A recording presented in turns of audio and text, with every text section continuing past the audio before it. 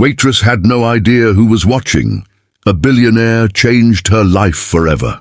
Sarah had been working double shifts at the Golden Spoon Diner for almost 3 years. Her feet ached before she even tied her apron strings. If you believe in kindness, second chances, and the power of small moments to change lives, please like, comment, share, and subscribe to Kindness True Stories. Also, tell us in the comments, where in the world are you watching from? Her hands knew the weight of every tray, the temperature of every coffee pot, the name of every regular who walked through the door. She wasn't just surviving. She was holding together an entire life with tired hands and a borrowed smile. Her mother was sick. The medical bills were stacking up like old newspapers in the corner of their small apartment.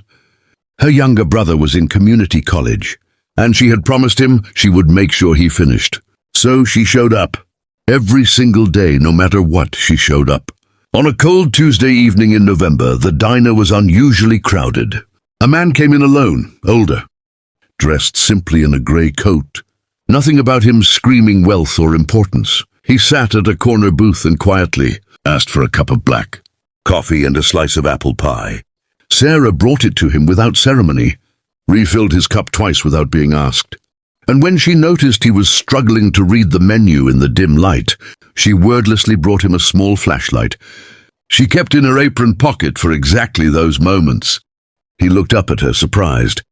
She just smiled and said, "We keep the lights low for ambiance, but nobody should have to squint at pie options." He laughed, it was a real warm laugh, and thanked her. She moved on to the next table. Later that night, a young woman came in crying, clutching her phone, clearly distressed. She had no money, had missed her bus, and just needed somewhere warm to sit. The manager gave her a cold look and was about to ask her to leave. Sarah stepped forward quietly and said she would cover whatever the girl ordered. She brought her hot soup, a bread roll and a glass of water, and patted her hand and told her it was going to be okay. She didn't make a scene. She didn't expect applause. That was just Sarah, always giving what little she had because she understood what it meant to need. The man in the grey coat had seen everything. He left a $20 tip, which was generous by diner standards, and walked out into the night. Sarah pocketed it gratefully, cleaned the table, and finished her shift at midnight. She had no idea that the man she'd served apple pie to was Daniel Harrington, one of the most quietly powerful billionaires in the country, a man known in business circles for his sharp eye for character and his deep commitment to charitable work. He had come to the diner that evening not looking for a meal, but for a recommendation. A friend had told him the place had real people. He found more than he bargained for. 3 weeks later, Sarah received a letter at the diner. Inside was a handwritten note and a certified document. The note said simply, "I have been watching the world long enough to know that genuine kindness is rare.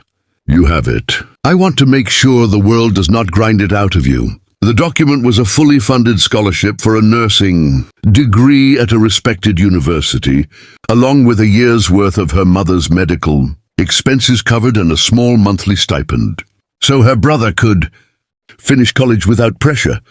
There was also a job offer, working with his charitable foundation, helping connect people in need with resources. No more double shifts. No more aching feet at midnight. Sarah sat in the break room and wept. Not from sadness, but from the overwhelming shock of being seen. She had never asked for anything. She had only ever tried to do right by people. One table at a time, one cup of coffee at a time.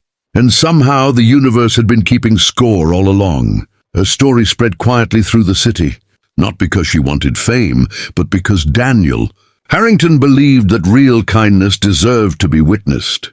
She went on to become a nurse, then a community coordinator, touching thousands of lives, all because one night she simply did what came naturally to her heart.